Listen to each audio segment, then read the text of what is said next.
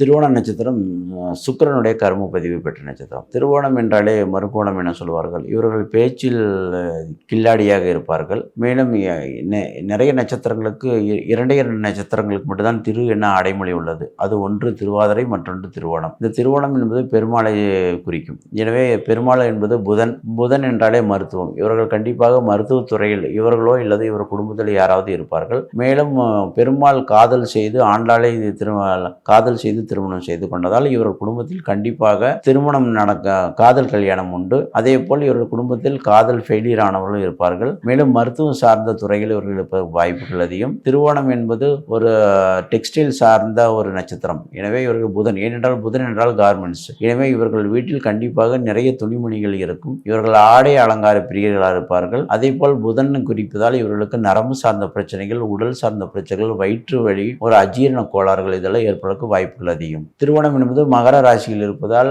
முதலை மற்றும் ஆடை குறிக்கும். ஏனென்றால் இது சனியுடைய நட்சத்திரம். சனியுடைய வீட்டில் திருவோணம் இருப்பதால் இவர்கள் செய்யும் தொழிலில் இவர்கள் நேர்மையாக இருப்பார்கள். மேலும் சனி என்பது ஒரு மருத்துவம் சார்ந்த தொழில், உயிர் சம்பந்தப்பட்ட தொழில். எனவே இவர்கள் அந்த உயிருக்கு முக்கியத்துவம் கொடுப்பார்கள். தொழிலே கதி என்று இருப்பார்கள். தொழில் எக்காரணத்தை கொண்டும் தொழிலை விடுவதற்கு இவருக்கு மனசு வராது. நிறைய சம்பாதிப்பார்கள்.